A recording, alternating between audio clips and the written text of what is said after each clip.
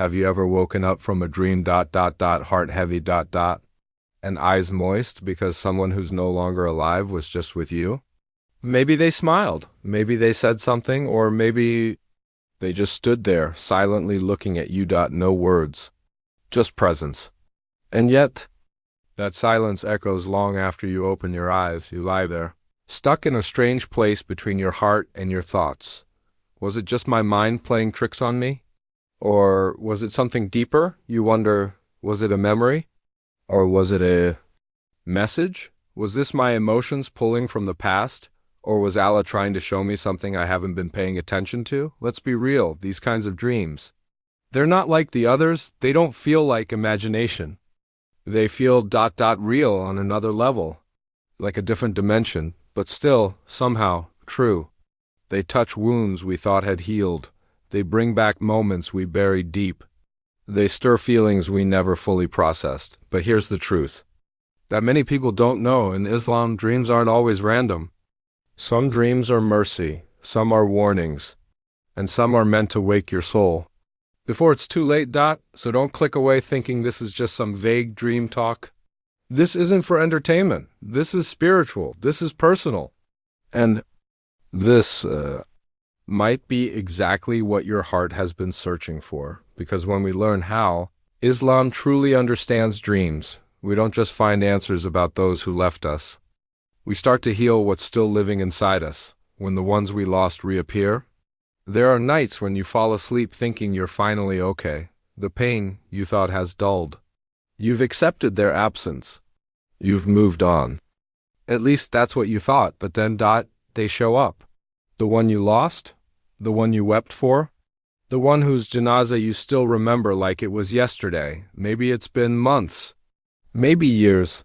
But their presence in your dream, it hits you like a wave you didn't see coming. Suddenly, all those feelings return. And it doesn't feel fake. It doesn't feel like a memory. It feels real. Like Allah gave you one more moment, one more meeting, one more silent goodbye, away from the noise, the world, the distractions. You wake up with a lump in your throat. You don't know whether to cry or smile. You don't know why you saw them. But deep down you know it wasn't random. And you're right. Because not every dream is imagination. Not every dream is meaningless. Sometimes a dream is mercy. Quiet, personal mercy. From the one who sees your wounds, even when the world doesn't. You see, grief doesn't always scream.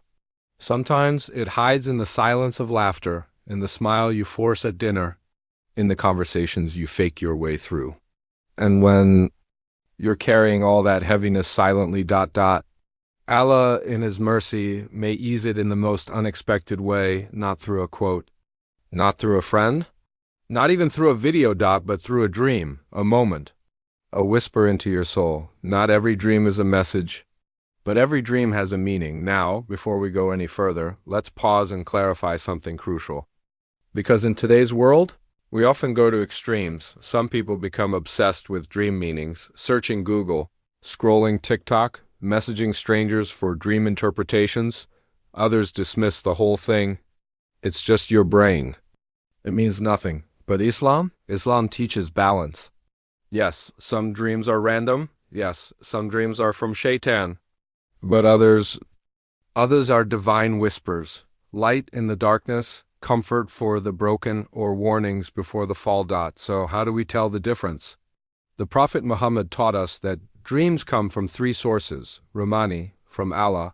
These dreams are comforting, insightful, and filled with peace. They're a gift, a spiritual tap on the shoulder. Nafsani, from your own self.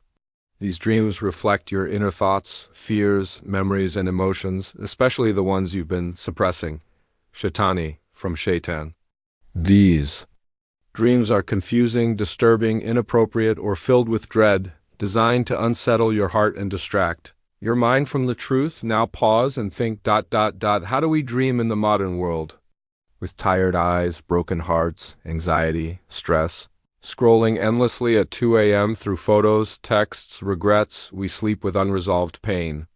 And from that pain, dreams emerge. Sometimes you see someone you've lost, but their face is upset. or they're in a strange, dark place, or they're silent, but it feels wrong. You wake up with a knot in your chest and guilt in your throat. You start to wonder, are they being punished? Is Allah angry at me? Did I fail them? But what if that dream wasn't from Allah at all? What if it was Shaitan taking your fear and replaying it like a horror movie? What if he knew exactly where your wound was and twisted it to make you spiral? This is why the Prophet taught us, if one of you sees a bad dream, let him spit lightly to his left 3 times, seek refuge in Allah from Shaitan, and it will not harm him. Don't panic. Don't interpret every dream like it's revelation. Sometimes a bad dream is just that, a trap, a test, a whisper from a layer. But what about the dreams that leave you feeling soft? Still at peace? Those aren't tricks. They're signs, when the dead visit in silence. But it feels like a message. Sometimes when someone who's passed away shows up in your dream, they don't say anything. They don't smile. They don't ask for anything obvious. They just ... Look at you, tired, silent, strange. Maybe they're repeating the same phrase. Maybe they mention a place you've never heard of. Maybe they just keep asking for water. You wake up unsettled. Not afraid, but ... burdened, as if something was being asked of you, but you don't know what. And here's where people go wrong. In today's culture, there are only 2 reactions. Either we obsess and start chasing down dream interpreters online, or we dismiss it entirely, acting like it means nothing. But Islam offers neither extreme. Islam gives us clarity. A path, because not every strange dream is a puzzle, and not every silence is empty. Sometimes a dream like that is a nudge from Allah, that there's still something you can do for them, because when a person dies, their deeds stop, but your love for them doesn't have to, the Prophet said. When a person dies, all his deeds come to an end, except 3, a continuous charity, beneficial knowledge, or a righteous child who prays for them. You may not be their child, but you can still be righteous. You can still be the one who makes dua for them, gives charity, recites Quran, or even just whispers their name in sujud. That dream, maybe it wasn't a request from them ... Maybe it was an opportunity from Allah to serve them one last time. So ask yourself ... Many people leave this world with unfinished business. How many never paid off their debts, mended broken relationships, or fulfilled their obligations? And maybe, just maybe, Allah is allowing you to step in, not to carry guilt, but to carry reward. Let's be real. When someone passes away, we post their photo on Instagram, we write long captions, we tell the world how much we miss them. But that doesn't reach them. It eases us, not them. What reaches them is your secret dua, your quiet istighfar, your anonymous sadaqah, even if it's just a few rupees, done from the heart. So if a dream left you feeling uneasy, don't chase interpretations. Don't panic. Don't run to strangers. Just turn to Allah, make dua, do a good deed in their name, because maybe Allah just gave you a chance to serve them again across the barrier of death, and maybe that's the kind of love that echoes louder than memory. Not every dream is divine. Sometimes it's just guilt, let's be honest. Sometimes the dreams we have of those who passed away aren't from Allah, aren't from Shaitan. They're from within. They come from guilt, from the heart that never got closure, from the words that were never spoken, from the time we thought we had but never made. Maybe your last conversation with them was an argument. Maybe you promised to visit but never did. Maybe you were too caught up in your own world. And then suddenly they were gone. And now they keep showing up in your dreams. But they're not smiling. They're not speaking. They're just there, heavy, silent, distant, and you wake up confused. Not because you saw them, but because you didn't get the peace you were hoping for. But here's the truth. Not every dream is a divine message. Some dreams are just your own soul trying to make sense of something that was never resolved. And that's okay. It's part of being human. We delay conversations, we avoid emotions, we bury feelings under "I'm busy," or "I'll call them later," until one day we don't get the chance. But in Islam, even after death, Not all doors are closed. Your guilt can become a doorway to good deeds. Your pain can become purpose. If you feel regret, don't just cry. Use that feeling. Make dua for them. Give charity. In their name, visit their grave and make istighfar. Reach out to someone they loved and ease their burden. Because these actions count, the Prophet reminded us, when a person dies, his deeds come to an end except three. You know the rest. Even if you're not family, you can be that. Righteous soul, you can be the one who prays for them in tahajjud, who whispers their name in sujud, who asks Allah to forgive them and yourself, because sometimes the only thing heavier than death is the guilt of not making peace while we had the chance, but Allah is merciful. He gives us ways to still send light to their graves, even if our last words were silence. When the dream isn't about them, it's about you. Sometimes someone you love passes away, and later they show up in your dream, not with a smile, not with peace, but with a presence that shakes you. And here's the thing, that dream may not be about them at all. It's about you, because deep down, you've been slipping, you stopped praying on time, you haven't made sincere dua in weeks. You've been chasing dunya, you've been forgetting Allah, and forgetting yourself, and then of nowhere. They show up, no lecture, no words, just presence, and it hits you. A flood of emotion, tears you haven't cried in months, guilt you've been suppressing. A heart that finally feels again. That's not coincidence, that's Rama. A moment that slices through the noise of life, through deadlines, endless scrolling, meaningless conversations, to stop your soul in its tracks, because sometimes Allah uses a dream to do what nothing else could. Not a khutbah, not a book, not a quote on your feed. Just one dream, one person, one feeling that shakes you awake. It's not spooky. It's not mysterious. It's mercy. It's a mirror, a silent confrontation, a whisper from the unseen that asks, where are you going? Who are you becoming? And sometimes the person who appears in that dream was someone who used to guide you when they were alive, someone who reminded you of Allah when you forgot, someone who held your hand when you were falling, and now, when you're falling again, they appear, not with words but with presence, and somehow you already know what they're saying, not because they're speaking, but because your soul remembers. Allah is reminding you, without words, without punishment, without noise. Presence, tap on the heart, a silent message, you still have time. Don't waste it. When the pain you buried returns. In your sleep, some dreams don't bring peace. They don't offer clarity. They just bring pain, the kind of pain that's been sitting quietly in your heart for years, unspoken, unresolved, and undigested. Maybe you had an argument before. They passed away. Maybe there were things left unsaid, apologies you never made, time you never gave, and now after they're gone, they keep showing up in your sleep, not smiling, not glowing, just there. And you're left shaken, unsure whether it was them or your own soul trying to process the unfinished. Here's the truth. Sometimes that dream isn't a spiritual sign. It's your heart trying to heal from a wound it never had the chance to close, and that doesn't make you weak. It makes you human. In our fast, digital lives, we're taught to keep moving, to bury pain, to skip feelings we think we'll always get one more chance. I'll call them next week. I'll visit after Eid. I'll apologize when I'm less busy. But sometimes that chance never comes, and so the guilt lingers. It doesn't scream. It doesn't announce itself. It just waits quietly. Until one night it appears in your dream, not to haunt you, but to remind you of something that was left undone. But here's where Islam offers hope.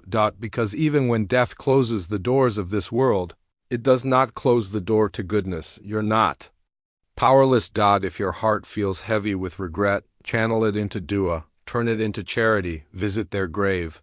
Make istighfar. Ask Allah to forgive them and forgive you. You don't need to be their sibling, or child, or spouse. You just need to be sincere, because in Islam, a sincere believer's dua is not blocked by bloodlines. And if you wrong them, Ask Allah to forgive you. That is real tawbah. That is real healing, because sometimes the only way to lighten the guilt is to face it, not run from it. And trust this. Even if your final moment with them was a mistake, Allah still gives you chances to do good in their name. Even if your last words were silence, even if your last memory was a wound, Allah can turn it into light, both for you and for them. Asterisk. The emotion that finally broke you open. Let's be real with ourselves. We live in a world drowning in distractions, deadlines, notifications, endless scrolling, constant noise. And in the middle of it all, our hearts go numb. 1,000 reminders could pass us by, and we just keep scrolling, keep ignoring, keep delaying. Until one moment comes, and it breaks through. Not a lecture, not a video, not a verse, but emotion. That's why some dreams hit different, because it wasn't a scholar who spoke. It wasn't a book that warned you. It was someone you loved. Someone who knew your heart. And in that dream, they said something small, something strange, or maybe nothing at all, but somehow. It broke you open. You woke up shaken. You couldn't ignore it. And your heart whispered, that meant something. Here's what you need to know. In Islam, we don't believe the dead have power to move between worlds. They don't travel to visit the living. They don't send messages through their own will, but Allah, He can do anything if He knows that the only way to reach you was through their face, their voice, their presence. Then maybe that's why He allowed it, not because they were calling you, but because He was, and He knew you wouldn't cry at a kuppah. You wouldn't pause for a video, but when they appeared, you listened, and that's the point. It wasn't them. It was Allah, using the most personal, gentle, and emotional way, to tell you, come back to me, I haven't given up on you. So don't panic. Don't obsess over what they said or didn't say. Ask instead, why did that dream shake me so much? What is Allah trying to bring my heart back to? That dream was never about fear. It was about returning. When the dream makes this world feel hollow, there's a certain kind of silence that follows you after a dream like that. You wake up, you go about your day, you eat breakfast, you scroll, you smile at people. But inside, something's different. It's not fear. It's not sadness. It's just stillness. A weight. A sense that everything around you suddenly feels too loud, too temporary, too fake. And that feeling isn't random, because sometimes Allah allows someone from the next world to appear in your dreams to remind you you're heading there. 2. It's easy to forget. We live in a time where likes seem more important than prayers, where work deadlines feel more urgent than death, where we plan weddings, businesses, vacations, but forget to plan our ending, but then ... person appears. And it's like the illusion of dunya begins to shatter. Suddenly, your grudges feel childish, your desires feel small, your sins don't feel so sweet anymore. And that's the point. Allah says in the Quran, every soul shall taste death. We all know this, we've heard it, we've read it, but we don't feel it until it touches us. Until we attend a janazah, until we bury someone we love, until we dream of a face we thought we'd never see again. And even though it's just a dream, the feeling is real enough to wake you up. Allah knows what will soften you, what will bring you back. And sometimes it's not a kuppah or tragedy, it's just a dream, one dream, that whispers, you're next, prepare now. So ask yourself, while you're missing someone, grieving someone, praying for someone who's gone, what kind of legacy are you building right now? What will people say when they remember you? What will they feel when they see you in their dream? Let that question humble you, not break you. This wasn't just a dream. It was a wake-up call. If you've made it this far, my brother, my sister, then no, this video wasn't just about dreams. It was about you, your soul, your regrets, your distractions, your healing. Because the truth is, yes, the people we dreamt of, they're gone. But we're not. We're still here, still writing our story, still building our Akira with every thought, every action, every intention. So don't leave this reminder thinking you need to fear every dream. or obsess over meanings. That's not what Islam teaches. Islam teaches balance, clarity, and tawakkul. It teaches you to pause when something moves your heart, to ask Allah when you feel shaken, to reflect and return without fear and without obsession, because your dreams aren't always about someone else. Sometimes they're about you. They're about the state of your heart, the direction of your soul, and the soft reminder that Allah doesn't need words to speak to you. So if you've been feeling confused, lost, or even guilty after seeing someone who passed away, don't let that pain go to waste. Turn it into dua. Turn it into sadaqah. Turn it into change. Don't just scroll away and forget. Don't just bury the feeling like you buried the person, because one day your name will be the one someone dreams about. Your face will be the one someone sees in silence.